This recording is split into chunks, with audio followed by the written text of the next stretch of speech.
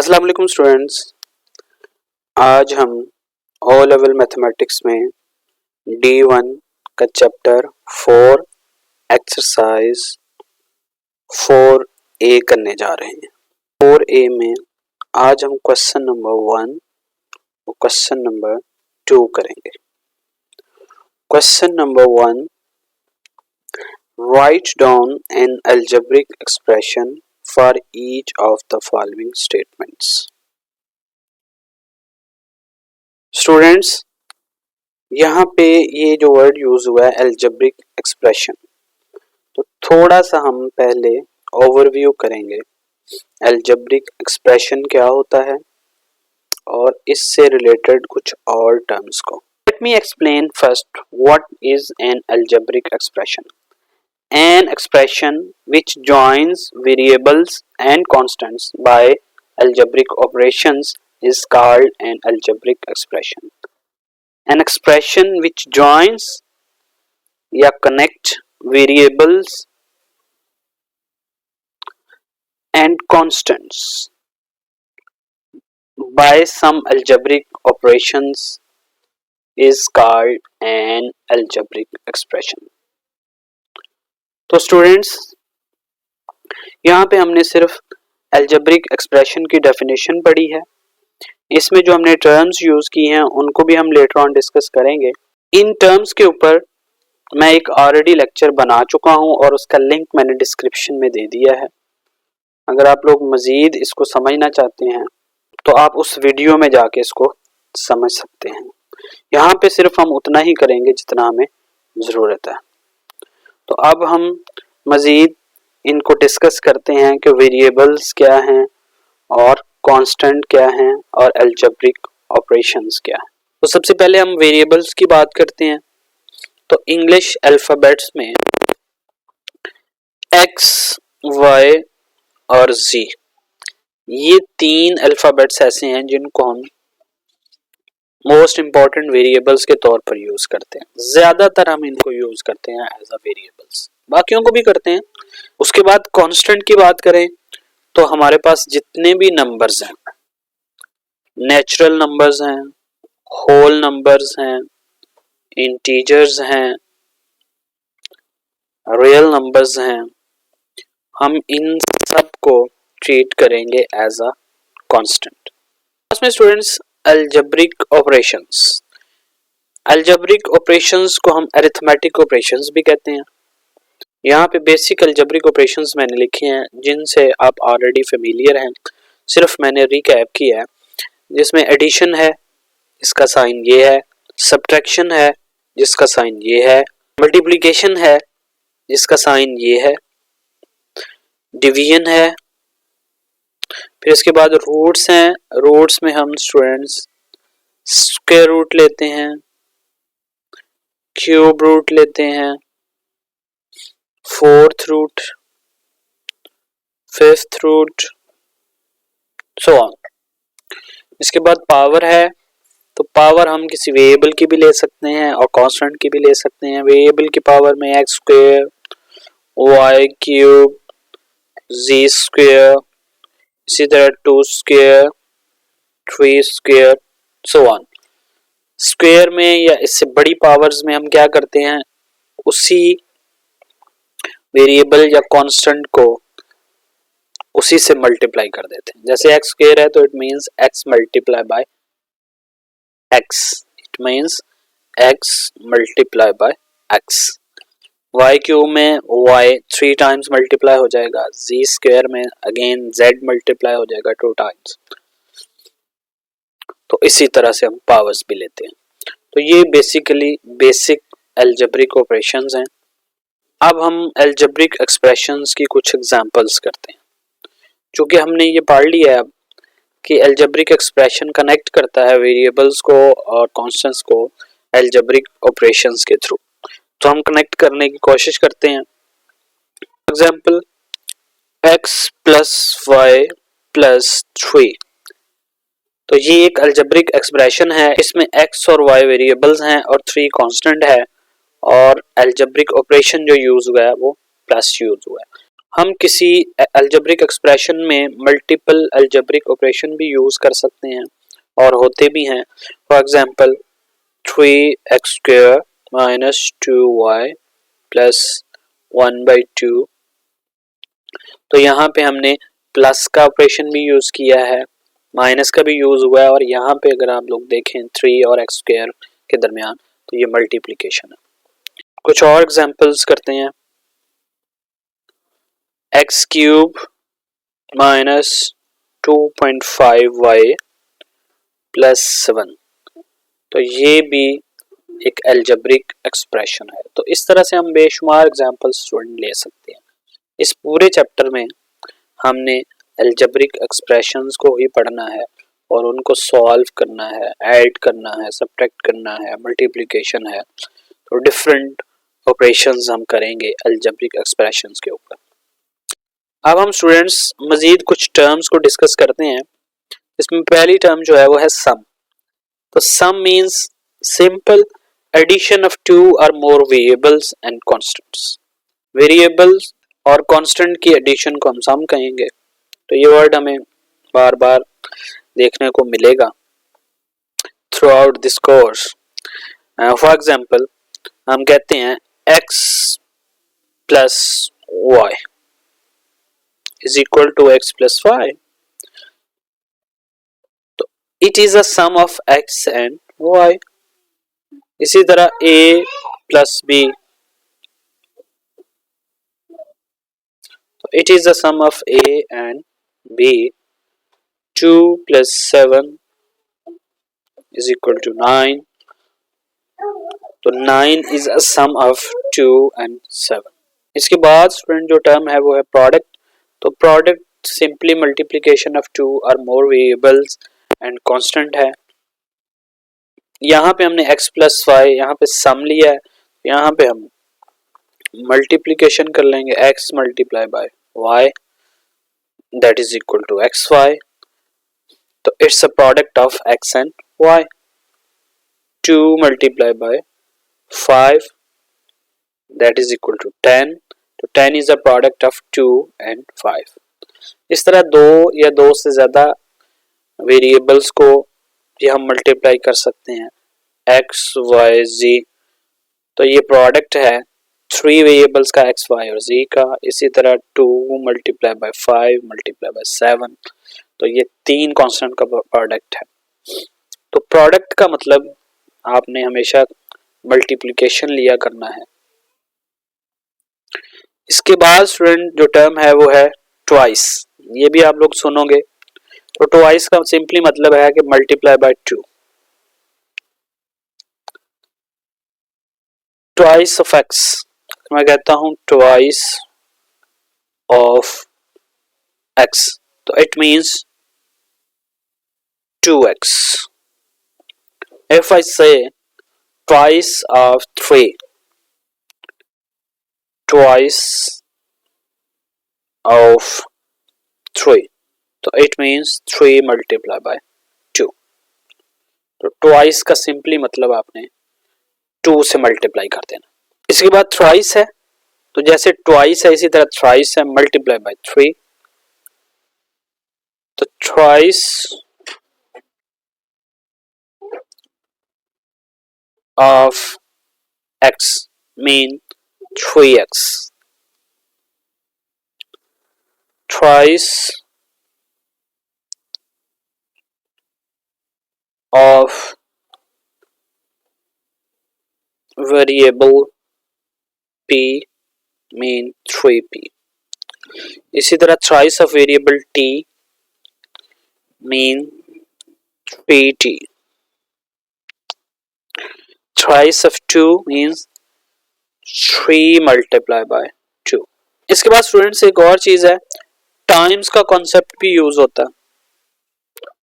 For example 2 times, 3 times,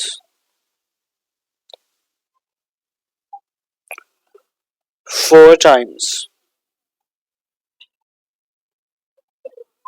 तो students यहाँ time का मतलब भी मल्टीप्लिकेशन है। अगर मैं लिखता हूं 2 times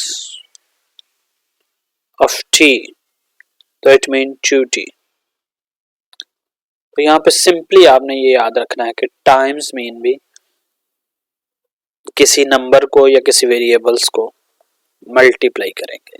जो टाइम्स गिवन होगा, 2 टाइम्स होगा तो 2 से मल्टीप्लाई कर देंगे, 3 टाइम्स होगा तो 3 से मल्टीप्लाई कर देंगे, 4 टाइम्स होगा तो 4 से मल्टीप्लाई कर देंगे। तो सिंपली टाइम्स मीन मल्टीप्लिकेशन होगा यहाँ पे।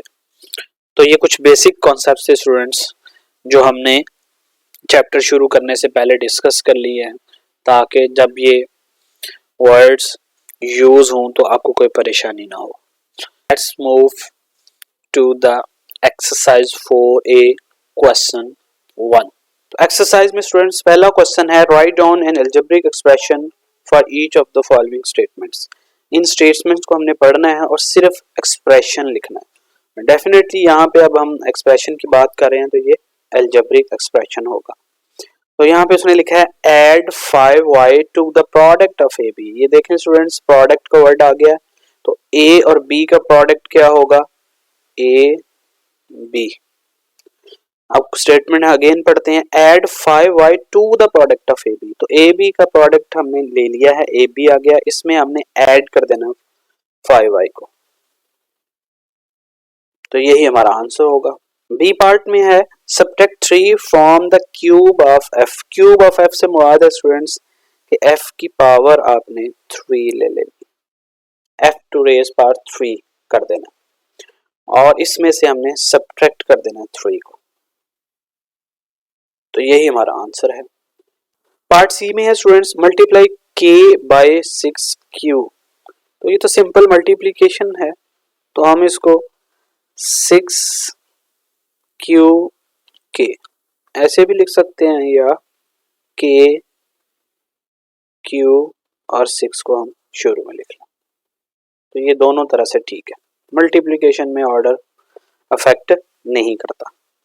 अब डी पार्ट है डिवाइड 2w बाय 3xy। तो यहाँ पे स्टूडेंट्स आप लोग एक चीज का ख्याल रखना है कि 2w चूंकि पहले है, बाय के बाद वाला जो फैक्टर होगा, बाय के बाद वाली जो टर्म होगी उसको आपने डिनोमिनेटर में लिखना है। तो 2w divided by 3xy, 3xy। Bye के बाद वाला जो फैक्टर होगा, बाय के बाद वाली जो टर्म होगी उसको हम डिनोमिनेटर में लिखेंगे स्टूडेंट्स। तो सिंपल ये है। ई part subtract 4 times the positive square root of z from the thrice of x। अब स्टूडेंट्स इसको स्टेटमेंट को दोबारा पढ़ें, subtract 4 times the positive square root of z। अब ये अगर z है तो इसका पॉजिटिव स्क्वायर रूट ये होगा और 4 टाइम्स मीन 4 से हमने इसको मल्टीप्लाई कर देना, तो ये पहला हिस्सा हमारी स्टेटमेंट का ये बनेगा 4 times the positive square root of z। तो ये हमने ले लिया है।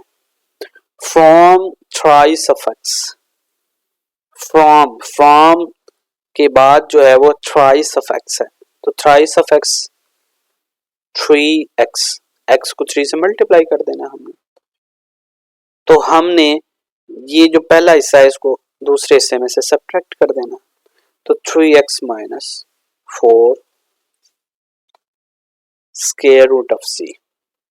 Now move to the last part of the question 1, twice the variable p divided by the product of 5q। तो यहाँ पे देखें स्टूडेंट्स प्रोडक्ट का वर्ड यूज हो गया है, 5q, 5 और q का प्रोडक्ट होगा 5q, twice the variable p, तो p को 2 से हमने मल्टीप्लाई कर देना है, तो ये 2p बन जाएगा। अब क्वेश्चन है twice the variable p divided by the product of 5q। तो ट्वाइस 2p ये है, तो हम क्या करेंगे, इसको 2p को डिवाइड कर देंगे 5q के साथ, तो यही हमारा फाइनल आंसर होगा। बाय के बाद वाला हिस्सा जो होगा वो हमेशा डिनोमिनेटर में आएगा, ये बात स्टूडेंट्स आपने याद रखनी है, बड़ी सिंपल है याद रखने के लिए, कोई मुश्किल चीज नहीं है। Now we move to the question 2, given that x is equal to 6 and y is equal to -4. Evaluate the following expressions. x और y की वैल्यू स्टूडेंट्स गिवन है, हमने जस्ट वैल्यूज इंसर्ट करनी है और इन अलजेब्रिक एक्सप्रेशंस को evaluate कर देना है। पार्ट ए हम करते हैं। सिंपल 4x की जगह 6 -7 और y की जगह -4। तो 4 6 आर 24। जब माइनस माइनस से मल्टीप्लाई होगा तो plus 7 4 are 28 and final answer is 52। 24 को हम 28 में ऐड करेंगे तो हमारे पास आंसर जो आएगा वो 52 आएगा। Now move to the part B. 5x over 3y plus x। तो ये एक फ्रैक्शन है स्टूडेंट, इसमें 5x की जगह 6 over 3y की जगह -4 प्लस 6। 5 6 30 over -12 plus 6। यहाँ पे स्टूडेंट्स 30 और ओवर 12 को हम सिंप्लीफाई करेंगे तो ये 6 पे डिवाइड हो सकता है। 6 5 आर 30 एंड 6 2 आर 12। ये आ जाएगा -5 ओवर 2 प्लस 6। यहाँ पे स्टूडेंट्स देखें ये माइनस का साइन इधर मैंने न्यूमरेटर के साथ लिख दिया है जबकि यहाँ पे डिनोमिनेटर के साथ। तो आपने भी यही करना है कि जब भी साइन डिनोमिनेटर में देखें तो आपने इसको फौरन से न्यूमरेटर के साथ शिफ्ट कर देना। अब ये कैसे शिफ्ट हुआ है, ये बड़ा सिंपल है कि हम एक न्यूमरेटर और डिनोमिनेटर को -1 से मल्टीप्लाई कर दिया, सिंपल। तो मल्टीप्लाई करने से ऊपर साइन आ जाएगा और नीचे वाला साइन प्लस हो जाएगा। यहाँ पे स्टूडेंट एक फ्रैक्शन है और दूसरा होल नंबर है, तो यहाँ पे हम क्या करेंगे, इनको ऐड करने के लिए हम एलसीएम लेंगे। तो एलसीएम यहाँ पे 2 आएगा, तो जिसके नीचे एलसीएम हो उसका न्यूमरेटर एज इट इज लिखा जाएगा। यहाँ पे कुछ भी नहीं था, इसके नीचे 1 था, यहाँ पे इसके नीचे 1 है, तो ये एलसीएम डायरेक्ट इससे मल्टीप्लाई हो जाएगा। तो 6 2s are 12। तो -5 और +12, एक नंबर माइनस का है और दूसरा प्लस का है, तो हमेशा सब्ट्रैक्शन करनी है आपने। 12 में से 5 माइनस कर देने हैं, तो ये 7 आ जाएगा, 7 over 2। तो ये स्टूडेंट एक इम्प्रॉपर फ्रैक्शन बन गई है। तो आंसर आपने इसको मिक्स्ड फ्रैक्शन में देना। अब हमने इसको मिक्स्ड फ्रैक्शन में चेंज करना है। मिक्स्ड फ्रैक्शन में कैसे चेंज करते हैं, सिंपली आपने 7 को 2 से डिवाइड कर देना। तो मैं यहाँ पे करके दिखा देता हूँ आप लोगों को। 7 डिवाइडेड बाय 2, तो 2 3s are 6। तो यहाँ पे स्टूडेंट जो आंसर आया आपका क्वोशंट आया है, ये जो सबसे ऊपर है इसको हम क्वोशंट बोलेंगे। तो इसको सबसे पहले लिखना होता है ऐसे, ऐसे हमने क्लॉकवाइज चलना है। तो ये 3 जो है वो सबसे पहले, उसके बाद 1 आता है और फिर 2। तो इसको हम लिखेंगे 3 होल 1/2। यही हमारा फाइनल आंसर होगा। सी पार्ट की बात करते हैं स्टूडेंट्स। 2 x की जगह 6 स्क्वायर माइनस y का -4 क्यूब। 2 6 स्क्वायर 36 माइनस -4 का क्यूब। यहाँ पे अक्सर स्टूडेंट ये गलती करते हैं कि -4 क्यूब से मतलब ये लेते हैं कि 4 को 3 से मल्टीप्लाई कर देते हैं। ऐसा नहीं है। क्यूब मीन -4 को 3 टाइम्स मल्टीप्लाई करना, ये है क्यूब का मतलब। तो यहाँ पे स्टूडेंट्स जब 2 को हम 36 से मल्टीप्लाई करेंगे तो 72 -4 मल्टीप्लाई बाय -4, तो ये बनेगा 16 प्लस का, और फिर हम इसको मल्टीप्लाई करेंगे -4 के साथ, तो ये ओवरऑल जो इसका रिजल्ट बनेगा वो -64 बनेगा। -4 का जो क्यूब होगा वो -64 होगा। यहाँ पे माइनस माइनस से मल्टीप्लाई हो जाएगा, तो 72 प्लस 64, और फाइनल आंसर जो हमारा बनेगा वो आएगा 136। Now move to the last part of the question 2. 3x3 into 6 plus x6 over y की वैल्यू -4 है, -4 स्क्वायर। 3 6 18। यहाँ पे स्टूडेंट्स देखें, इसको हम सिंप्लीफाई कर सकते हैं 2 से। 2 3 6, 2 2 4, -3 over 2। यहाँ पे भी हमने वही किया है कि ये नीचे माइनस का साइन था, ऊपर प्लस था, ये माइनस जब ऊपर जाएगा तो ये प्लस के साथ मल्टीप्लाई होगा तो माइनस आ जाएगा। यहाँ पे माइनस है स्टूडेंट्स, -4 का स्क्वायर जब हम लेंगे तो वो 16 आएगा। यहाँ पे आपने एक बात याद रखनी है कि स्क्वायर कभी भी नेगेटिव नहीं होता, square can never be negative. Minus का स्क्वायर लेंगे तो वो भी पॉजिटिव नंबर आएगा, और पॉजिटिव का तो हमेशा ही पॉजिटिव होगा। तो ये वाला जो माइनस है वो एज इट इज आ जाएगा। अब यहाँ पे दो होल नंबर्स हैं और एक फ्रैक्शन है, तो पहले होल नंबर को होल नंबर में से सब्ट्रैक्ट कर लेते हैं। तो 18 - 16, तो 2 -3/2। यहाँ पे अगेन हम स्टूडेंट्स एलसीएम लेंगे, क्योंकि एक होल नंबर और एक फ्रैक्शन है। तो 2 एलसीएम है, इसके नीचे 1 है, तो एलसीएम इससे मल्टीप्लाई हो जाएगा, तो 2 मल्टीप्लाई बाय 2 -3, तो ये 4 -3 over 2, और आंसर फाइनली हमारा आ जाएगा 1/2। आई होप स्टूडेंट्स आपको ये लेक्चर समझ आया होगा। अगर आपकी कोई क्वेरी हो तो आप मुझे कांटेक्ट कर सकते हैं। अगर आप इस चैनल पर नए हैं तो प्लीज़ इस चैनल को सब्सक्राइब कर दें और बेल के आइकॉन को प्रेस कर दें, ताकि आपको हर नई आने वाली वीडियो टाइम पर मिल सके। Thank you for watching.